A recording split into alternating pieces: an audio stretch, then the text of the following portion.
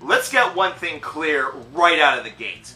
Both promotion and exposure are really good things. These are things that if you're a band, a business, or basically anybody who's trying to reach an audience, you want these things. You need these things. It's the only way that your product is going to reach that audience. But there's a band that actually has found a way to make both of those items seem like a bad thing. And that band is Dragonforce, and no, they didn't actively do it. It's the way it's been perceived. This band that's been active for nearly 2 decades has been wowing audiences that whole entire time with their technical precision, their power metal sorcery, and their soaring vocals. And this has earned them, or had earned them, a spot on Guitar Hero 3, which as a result caused the band to blow up and become a huge metal sensation. Now all of a sudden it became cool to let people know that you were able to beat through the fire and flames on Expert on Guitar Hero, and the band was able to gain a lot more fans based around this. However, with that very same notion also comes the converse side. A lot of people that all of a sudden knew who Dragonforce were and knew that they hated them. But for what reasons? Here's 5 of them. These are 5 reasons that people supposedly hate Dragonforce. We're going to start with number 5, because that's how, numbers work. Number 5 is that the songs all sound too similar. The music is too similar. This is a strange one that seems to be really birthed out of a lot of those that are still left over from the Guitar Hero generation, which we will get to. They were expecting that Through the Fire and Flames was this sterling example of Guitar Hero band Dragonforce, at their best. That the rest of the music was going to have a little bit of a different sound to it. Either that, or these are music purists that are coming in from all sides, hearing that Dragonforce is this terrific band, listening to the material, and finding that it just feels too similar, that they're doing the same thing over and over again. They want more variety. It's a common complaint that can happen with albums, but this is one that actually carried over for the entire band throughout their entire 2000s run, and now deep into their 2010s run, even though now they're releasing some of the best music of their career. It's wildly mind-blowing that some people can't realize that there are differences that are happening here. There are shifts. They might be tiny. You might have to, do a little bit of listening to discover them, but they do exist. However, these folks that can't get into the band because everything sounds the same also exist as well. Their ears might be broken, but we can't really fault them for that. Maybe that's just bad anatomy. Number 4, the live performances suck. This has been going on as rumor, and then it's been dispelled, and then it's been rumored again ever since the Guitar Hero generation. It's not something that you heard about before that, but then again, Dragonforce wasn't as big of a band. But the real consensus by some of these folks is that Dragonforce cannot transfer what they do in the studio into the live setting. And even if they do or they try, it's very sloppy, it has a lot of errors, and just doesn't sound nearly as good. Well, there's different reasons why that could happen. I mean, maybe there's a bad guy behind the soundboard, or maybe Herman Lee is just having an off day. Are you expecting him to be every single time? No, he's not you holding the Guitar Hero controller, you dipshit. He is a human being. But really, this has been a rumor that has really caused a lot of hatred throughout the years. There are a lot of music purists out there that also believe that if a band can't translate their material from the studio to the live atmosphere, then they're just not a good band. Even if the music is something that touches them in some strange way, they are not worth getting into, simply because they know if they fall in love with the band and want to see them live, they're not going to see their favorite song played perfectly, just like it's on their CD. Really, really silly. They are human beings, but let's move on. Number 3, the music is mediocre. This goes back to the whole fact that everything sounds the same, but goes a little bit deeper. There's a lot of power metal purists out there that love to believe, or love to say, that Dragonforce is kind of a ripoff of what power metal has been doing for years. When in reality, Dragonforce falls perfectly in line within the power metal mindset. These are mind-bending riffs, yes, that are constantly chugging at, it feels like 1,000 miles per hour, but it is still following some of the textbook proceedings of both heavy metal and power metal. However, that's not all. There's, once again, just the heavy metal purists in general, or the other purists that we're going to get to. The elitists, perhaps, should be the word that I use, although I really hate that word and think that it's freaking stupid, and if you're an elitist, you should just go fuck off. But either way, these elitists believe that this music is just not all that good. It's just and it has no meaning. It has no soul. Everything just feels very average, and nothing really stands out. These folks obviously have listened to some of the material, but maybe not all of it. Maybe they just didn't find the song that really spoke to them, or it's just something that simply wasn't for them.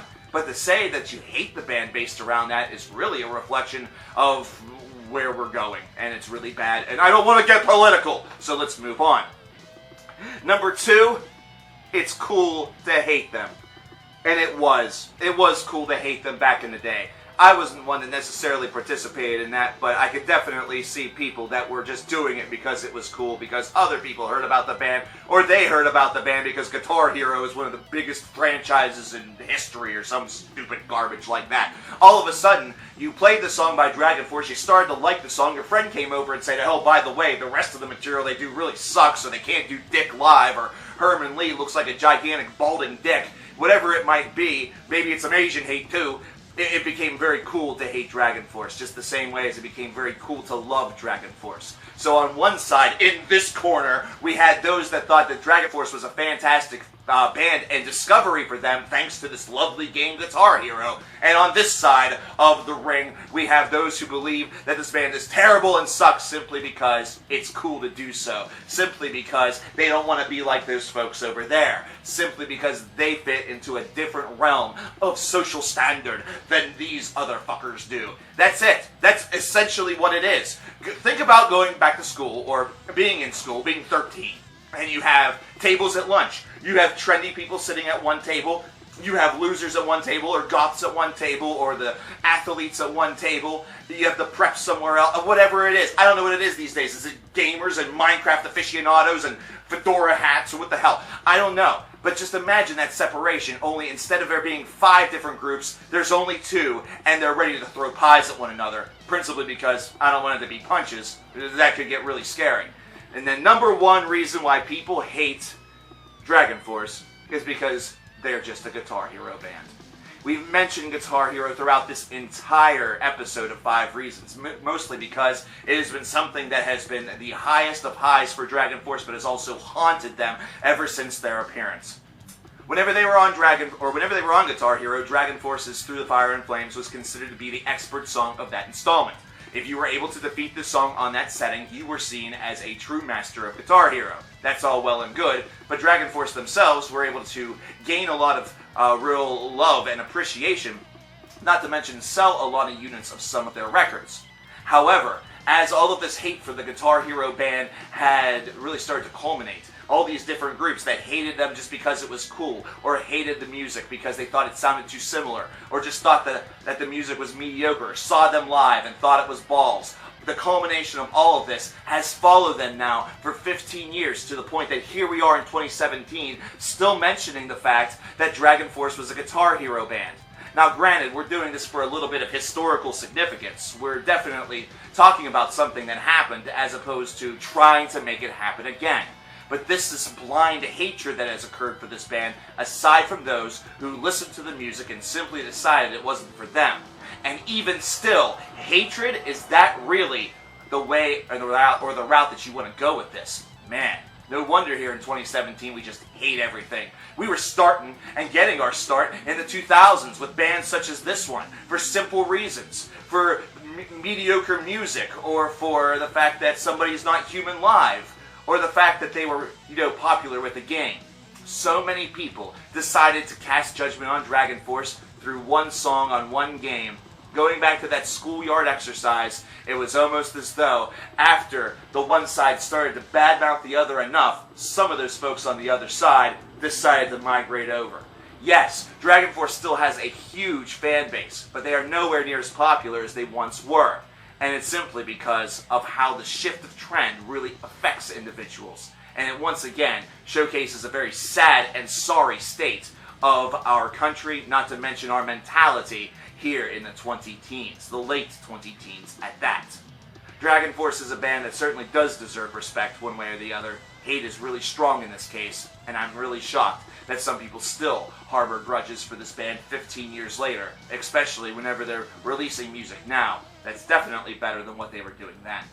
Well, there you have it, ladies and gentlemen. 5 reasons people hate Dragonforce, or hated Dragonforce. I still can't believe that we turned back the clock on that one, but whenever I did the research, I still saw people feeling this strongly about it today. It's kind of wild. If you think that there's a band that needs to be roasted, toasted, and burnt to a crisp thanks to this series, then definitely leave your recommendation in the comments box below. Scope out the description box. If you like this video, more content is right around the corner, but it's definitely going to need a little bit of help with that. If you like the video, leave a like, and if you can, spare a buck over at the PayPal page. I'm CoverKillerNation. I'll talk to you next time. Take care.